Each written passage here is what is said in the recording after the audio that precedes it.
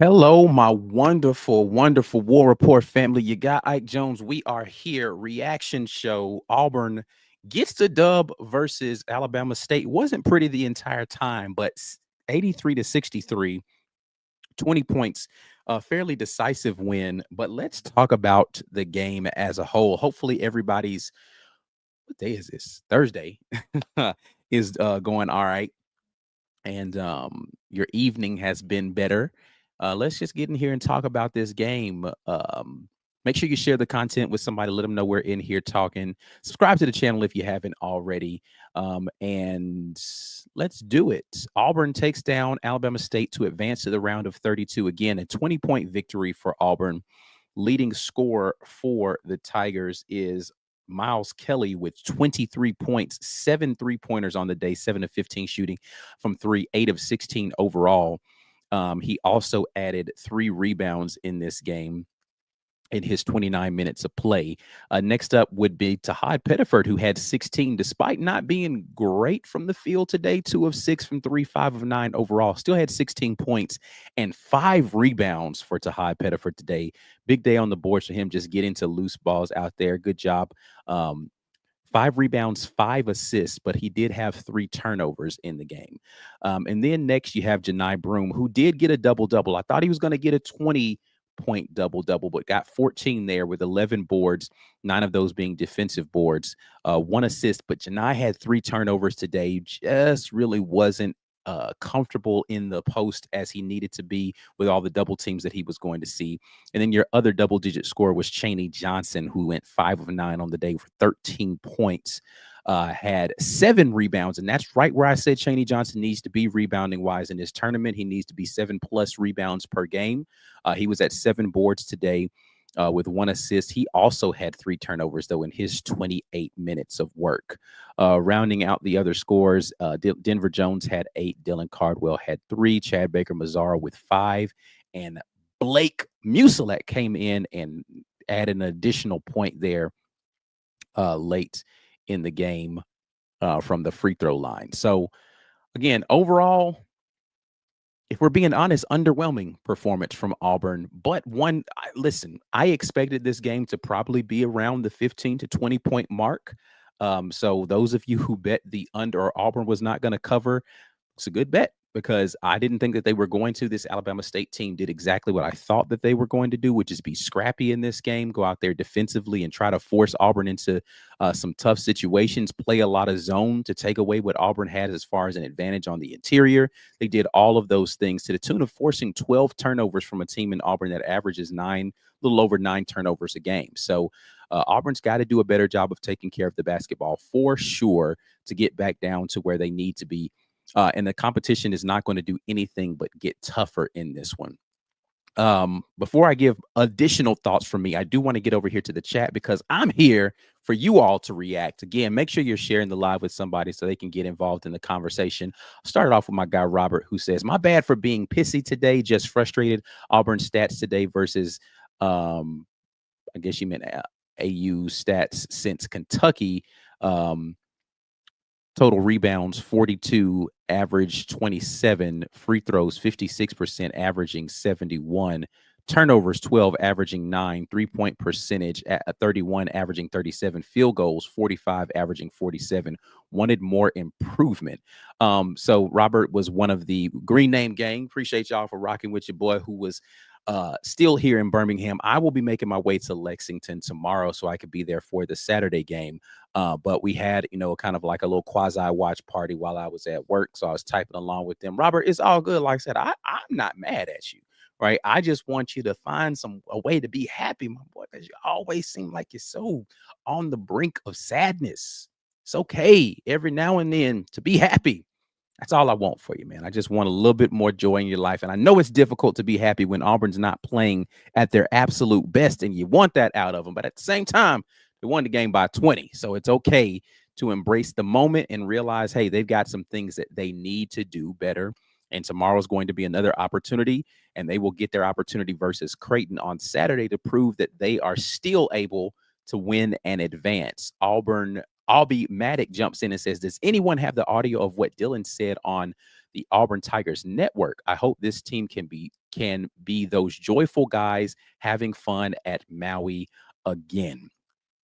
I have not heard any audio. I don't know what audio you're referring to. Of course, I said I've been at work all day today, so I haven't really had a chance to even hear most of the um, post-game press comments. I've seen some quotes from some people out there on Twitter of things that were said, but I haven't actually heard the comments from anybody as of yet. I walked straight into the house from work and came up here and started doing this. So um, hopefully Auburn, whatever was said, is going to be something that's going to get guys energized and ready to get out there and handle business in this next game versus Creighton.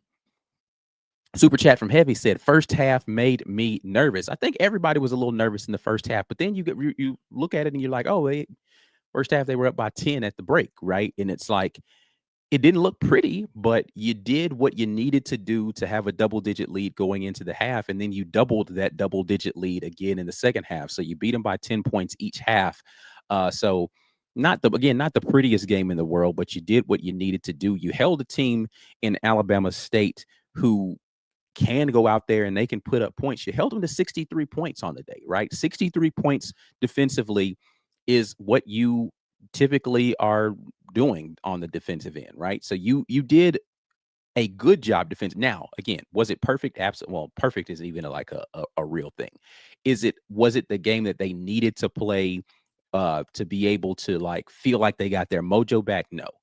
Defensively, you know, they were doing some things, particularly the guards having a tough time keeping those Alabama State guards in front of him. And this is an Alabama State team. Again, if you listened to the Wednesday night show when I had Liv on here, you listened to me talk about this morning on the Lobtown podcast. They're a downhill driving team. That's what they do. They have the athleticism. They get downhill. They spread you out. That's how they function as an offense. And so they did what they needed to do to be able to get downhill versus the Auburn guards. Have to do a much better job, I think, communicating in some situations to give better help defense. And, you know, that it's going to be a completely different team that they're facing in Creighton. So what you saw from Auburn versus Alabama State, not going to be the same thing versus a Creighton team that's much bigger.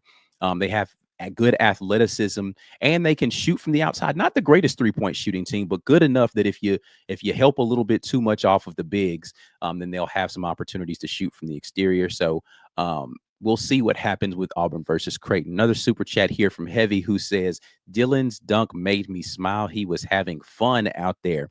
Dylan's going to bring the energy, and you love to see that from him, a guy who's trying to energize the rest of the bunch out there.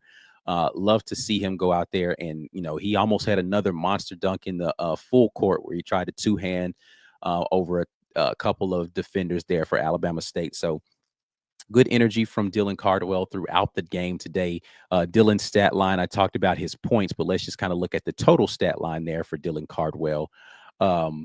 He was on the day 3 points, 1 of 1 shooting, 1 of 4 from the free throw line. He had 8 rebounds. That's the kind of rebounding game Dylan needs to be able to have against a team that's going to be more physical, well, at least bigger in Creighton in this next game. He's going to need to be able to do that and be, again, 7+ boards for he and Chaney is where they need to be. 1 block shot, 1 steal in his 20 minutes of work. No assists, no turnovers for Dylan Cardwell. So pretty good job for him today, doing what he needed to do as a rim protector, keeping himself out of foul trouble for the most part. Only had 3 personal fouls on the day, and being a tough guard on the board, right? Trying to keep him off the board was a difficult thing for that Alabama State team. All right, let me go through some other stuff here. Fire Freeze, still Fire Freeze, gifted 20 War Report memberships. Appreciate you very much for that one right there. For those of you who don't know, you know, I said when you green name game, you get the perks, and a portion of those perks, I can get my words together here, is being able to do stuff like watch party chats. I might still do something similar to what we did today, even though I couldn't turn my camera on. I might try to do something similar to that tomorrow, or for Saturday for the game. We'll see, but I'll be way ahead of you guys if I do that. So I don't know. We'll see what we can do once I'm there in Lexington. But definitely going to try to get you all some more film stuff that I promised I was going to try to get. I tried to get some for Alabama State. It was a little bit more difficult for me to do that. Creighton stuff, I'll see if I can try to get some of that stuff from you, particularly from this game that they just had versus Louisville. I'll try to see if we can do some scouting stuff. So Green Name Game, make sure y'all get your notifications on so you can know when I am posting that kind of stuff. What else do we have out here in these comments? Appreciate you guys again for jumping in late night. Still a lot of basketball going on out there. Let's go and look really quickly at some of the stuff that's happening out here. Missouri currently losing to Drake. Purdue pulled away from High Point. Wisconsin got the win today. Houston won big. McNeese with the upset of Clemson. We talked about that a little bit in the chat where I had going on earlier. Gonzaga got the win over Georgia. They bullied Georgia for the most part of that game. Tennessee over Wofford. Arkansas pulled it out versus Kansas. So Arkansas beat Kansas. That game, I saw a little bit of it, and a really good job by Arkansas late in that game to take the lead and subsequently win. Yale loses to Texas A&M. And UCLA up right now on Utah State. So that's pretty much your scoreboard for right now. Let me get back over here into these comments, though. Juice High says the team was much better on rebounds. Definitely better today, but that was to be expected. This Alabama State team, not a good rebounding team.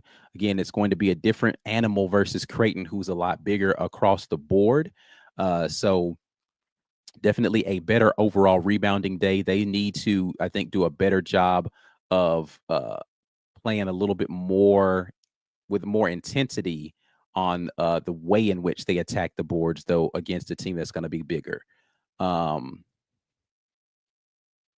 Let's see here.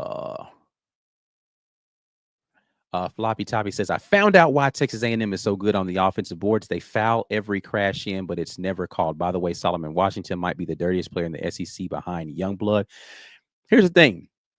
You're absolutely right. Texas A&M absolutely fouls like every time that they crash the boards. They just push guys out of the way. That's basically what they do. Is when they know a shot's going up, they run in and they push and get you out of the way to put themselves in position. You're not wrong. It's a factual statement, and had to be said. It had to be said. Hopefully, at some point in time, they actually have to box people out and not just push them out the way. UC San Diego is about to beat Michigan. Is that a real thing? Oh, that game hasn't started yet. I thought you were saying like they were on the verge of beating them right now. Let's see here. What else do we have going on out here in these comments? Teresa says Georgia was the only SEC team I didn't pick because I'm from Washington and I know how Gonzaga can sneak up on you. I thought the one I would lose picking was Arkansas over Kansas. Arkansas did their thing again late in that game. Adams got hurt late in the game. Arkansas with a late lead. Ooh, he just traveled? He absolutely did travel. I'm sorry, I'm watching this Drake versus Missouri game. Drake is about to get his lead up by 2. Just traveled. See, Devin, the only height advantage they have is Kalkbrenner. Our guards are taller. They are, but they are overall a bigger, more physical team. But I'll get into my analysis of Creighton later. I don't want to dive into that too much. We got time. We'll get into Creighton versus Auburn here in just a little bit. James asks, what do you think will be said about 3 SEC teams going out in March Madness? This includes Texas. I mean, you got 14 in. You wasn't going to get all of them to the people going to say whatever, but that the teams that lost were the teams that barely got in so far. So there is no team that was at the top end of the SEC that has lost yet. So we'll see. Let's see here. What else do we have? Tim says A&M style of play reminds me of Motah from above the rim. You know how long ago it's been since I've seen the movie Above the Rim? It's been a very long time. Been a very long time. But that is that's a big pull right there for the pull and above the rim reference out here. All right, I'm gonna get back into you guys' comments, but before I do, let's go to everybody's favorite portion of these post game reaction shows, and that is plus minus. Let's talk about the plus minus for this Auburn team in this game. As always, we will start with the player who had the lowest plus minus, and that was in 4 minutes of game duty, Jaheim Hudson, who had a minus 12 in 4 minutes. When Jaheim Hudson was out there on the floor, Alabama State outscored Auburn by 12 points. That's crazy. That is absolutely crazy. Next up with a -2, Blake Musilek, who only played 2 minutes. Excuse me, a -3 was next Ja'Kai Howard, who only played 2 minutes, but Musilek with a -2, and Chris Moore also a -2 on the day. Hopefully, Chris Moore is doing okay. Of course, he went down with the ankle. He twisted his ankle, landed on it, was able to get back in the game, but did not look like he was 100% out there.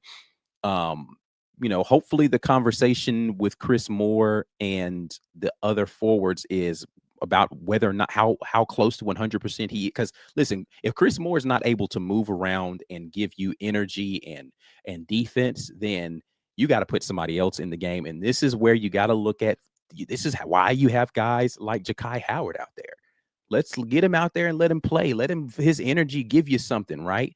He's not going to be perfect on the defensive end, but he's going to give you a lot of energy on the boards. He's going to crash. He's going to try to get into passing lanes. He's going to be tenacious out there. And you got to find a way to get him reeled back in and get him focused again, instead of worrying about whether or not he's going to get opportunities. This is a golden opportunity to get Ja'Kai Howard engaged. Let's see if you can get him out there and get him some quality minutes if Chris Moore is not going to be 100%. But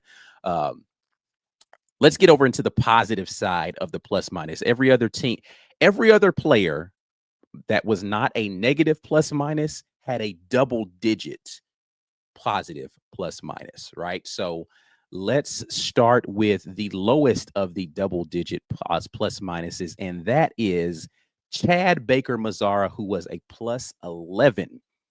5 points on 1 of 9 shooting. Did not think that Chad had a particularly good game. 3 assists, 2 turnovers, only 2 boards, only 5 points. Missed a free throw out there. Did not think that Chad had a particularly good game. Felt like he was kind of he was being frustrated by the physicality of this game, and they were letting him play out there. And I think Chad's going to have to just adjust to the fact that in these games going forward, they're going to be letting him play, and he needs to find a way to be okay with the physicality and not let him get in his head and really dial in, particularly on the defensive end. I think he did a good job defensively in this game, which is why he has a plus 11 in his plus minus. But on the offensive end, Chad has to, number one, he needs to take better shots. I think that he took some ill-advised 3. He was 1 of 5 from 3 today. The only shot he made from the field was a 3-pointer, but I didn't think he took good threes for quite a few of those. And then his stuff in the lane, he was getting bumped and all that, so he's getting thrown off balance. He needs to get back into the mid-range game. He had one nice floater that he missed from the side, but he needs to get back into his solid mid-range game and really just hurt people from that elbow jumper, that free throw line extended stuff. That's the stuff that I think Chad does better than anybody else on this team, and he hasn't been going to that as much because he's been trying to drive a little bit too much, or he's been relying on step back threes a little bit too much. Chad needs to get back to the mid-range assassin game, I think, and that's going to help him, I think, with his rhythm, because he's a 6'7" guy. He can shoot over the top of most of the people who are going to be defending him, get him off balance, hit that step back from 15 rather than 30, Chad. All right, next up with a plus 15 was Denver Jones. 8 points on the day, 2 of 6, 1 of 5 from 3, 3 of 5 from free throw. Denver missing 2 free throws. I hate that right there. 4 rebounds on the day, 6 assists with no turnovers, though. 6 assists with no turnovers is what you want from a lead guard that's going to be playing as good a defense as Denver is. 31 minutes on the day, 6 assists, 1 turnover with no turnovers is absolutely that's a contribution you can live with from Denver. He took 5 threes. You wish he would make multiple threes in the game. I always, if Denver's going to take more than 3 threes, I like for him to make at least 2. And hopefully he's not taking more than 6 if he's only making 2. But if he's going to take between 3 and 6 3-pointers for a game, I like when Denver can make at least 2 of those, because I think he contributes offensively in such a dynamic way when he can knock down multiple trades out there, because he's usually going to take and get wide open looks because of the way the offense flows. Every now and then he'll take a little step back, one off of the dribble, but for the most part, he's taking threes that are within the flow of the offense or are pretty open shots. So I like for him to be able to make multiple threes in a game. I don't like the 2 missed free throws, but hey, 6 assists, 0 turnovers, you will definitely take that. Next up in the plus minus category, we have with a plus 16. Make sure I am correct on that. Yes, Dylan Cardwell with a plus 16. Only 3 points on the day, made the 1 shot that he had from the field that he didn't get fouled on. That was the monstrous dunk that he had there. 1 of 4 from free throw, though. I already talked about the 8 rebounds that he had, no assist, a block shot, and a steal in his 20 minutes of activity out there. So good job for him. Now, got 3 players left: Janai Broome, Miles Kelly, and Chaney Johnson. 4 players left, and Tahad Pettiford. So Janai Broome, Miles Kelly, Tahad Pettiford, Chaney Johnson are left. Who is the player from your guess, unless you've seen it already, with the highest plus minus with a plus 22 on the day? What player is going to have that plus 22 on the day? Highest plus minus on the team. I'll take a little time for you guys to guess while I get over here and answer some questions that are in the chat. Let's see here. JD asking about B Will. For those that don't know, B Will has just been working, man. He's been working a lot, has not had the opportunity to get on the show, picking up overtime, all that kind of stuff. Gotta pay the bills, feed the kids, man. So I just talked to B Will the other day. He is doing just fine, but just working a lot. I've answered that question a lot, JD. So hopefully you've seen me answer that question and think that I never dodged that question. I have answered it quite a bit, though, over the last few months. B Will is working, but he is completely fine. Just has to do what he's got to do to pay them bills. A lot of talk about Creighton. Again, I'll get into the Creighton game another time. So not going to dive into that one too much.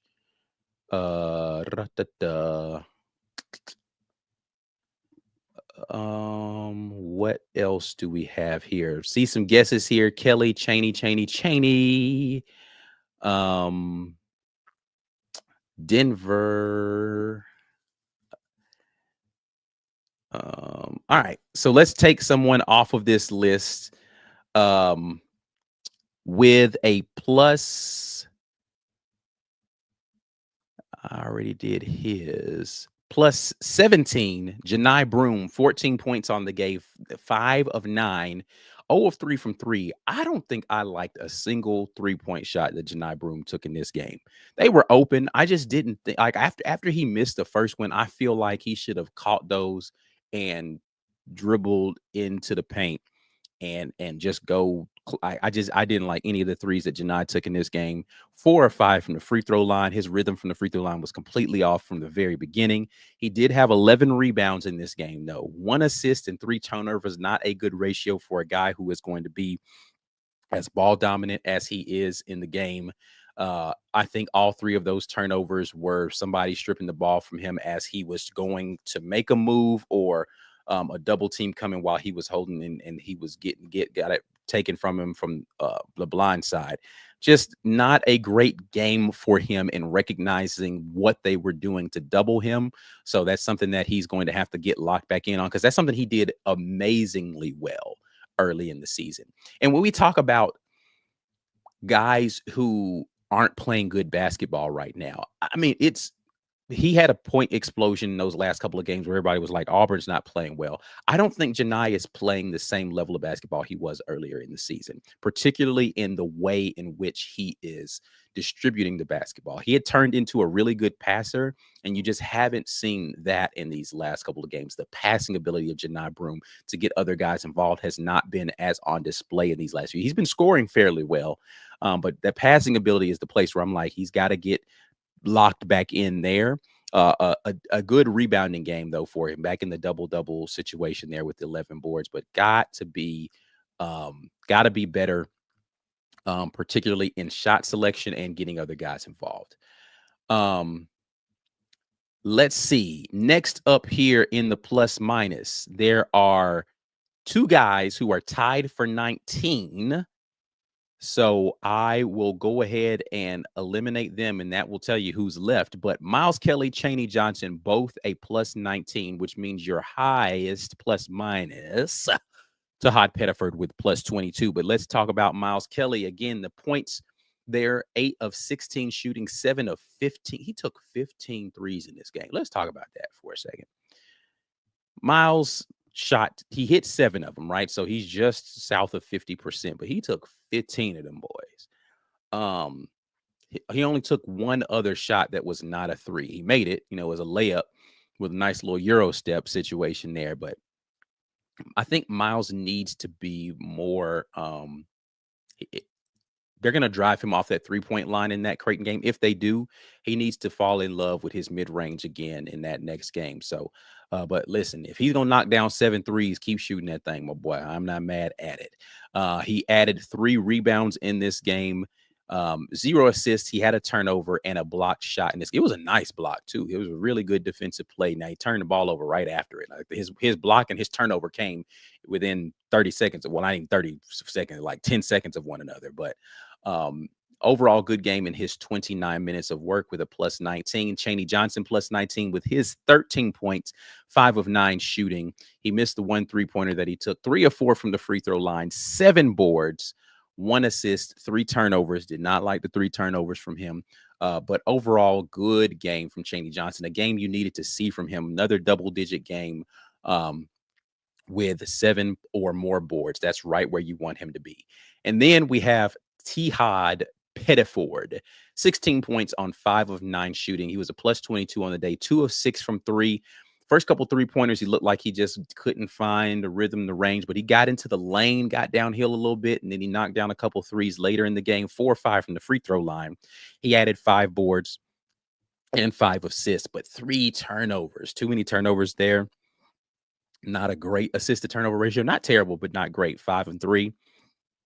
In his 28 minutes of duty with a plus 22. So overall, very good game from a couple of guys, decent game from some others. As a team, they did fairly well. When you dive into just kind of the comparatives, total rebounds, 46 to 36. So outrated, rounded them by 10. As far as turnovers, Auburn, now listen, Alabama State team, they are, if not the best, like top 5 in the country at not turning the ball over. And so 10 turnovers for Alabama State, but 12 by Auburn there. Auburn shot 56% from the free throw line. That's got to get better. They shot 32 free throws. Again, Alabama State is a team that sends folks to the free throw line a lot. It's one of the things I talked about in my preview. They do it. Good job of them getting to the free throw line, but you can't make 56% of them. Got to do a much better job there.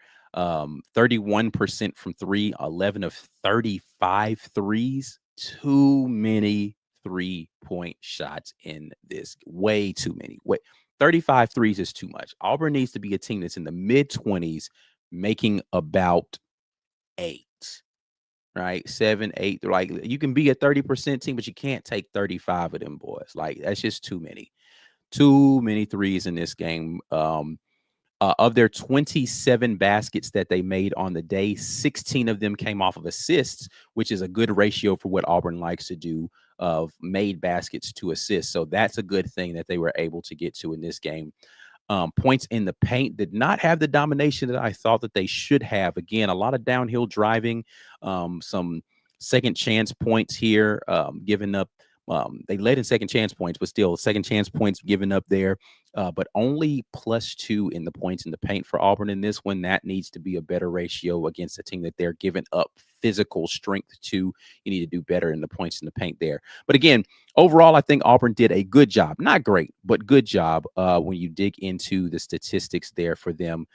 Next up again for them is going to be Creighton on Saturday, and I will definitely be in Lexington for that game. I'll get back over here into these comments before I get out of here. But I appreciate you all for jumping in here with me on a late night. I thought it was just going to be me and Devin in here. When I asked earlier who was going to jump in here with me, Devin was like, yeah, I'm there.